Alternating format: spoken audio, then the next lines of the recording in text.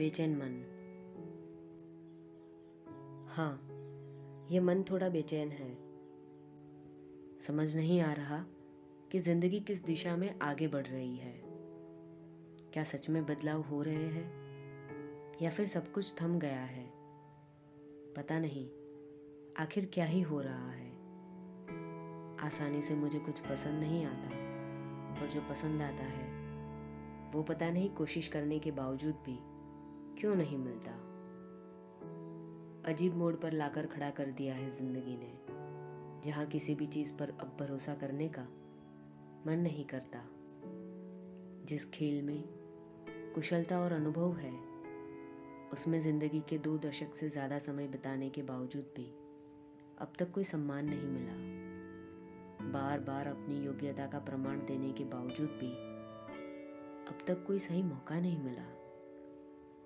और जिस राह पर चलना शुरू कर दिया है, वहाँ निरंतर प्रयास करने के बावजूद भी तरक्की का मूल्य नहीं मिला।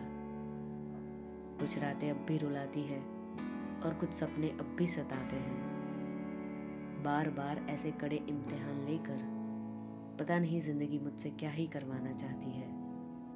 पता नहीं जिंदगी मुझसे क्या ही चाहती है। कभी कभी लगता है क्यों ही कर रही हूँ मैं ये सब, और क्या है कामयाबी की असल व्याख्या।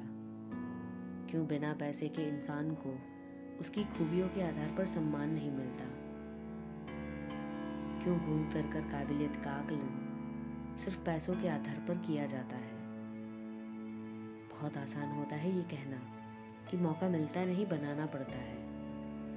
इस हकीकत को उससे बेहतर कोई नहीं समझ सकता जिसकी जिंदगी बिखर जाती है एक मौका पाने की तलाश में।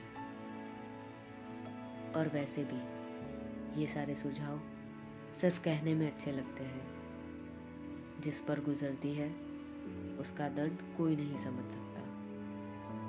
लेकिन इतने सारे उतार चढ़ाव के बावजूद भी ना मैंने अब तक हार मानी, ना ही हकीकत को स्वीकारा है। क्योंकि किस्मत के भरोसे बैठने वालों में नहीं, बल्कि किस्मत बदलने वालों में से एक हूँ मैं। और जिंदगी का सही मतलब सिर्फ पैसे कमाना, घर बनाना और कामयाबी हासिल करना नहीं होता।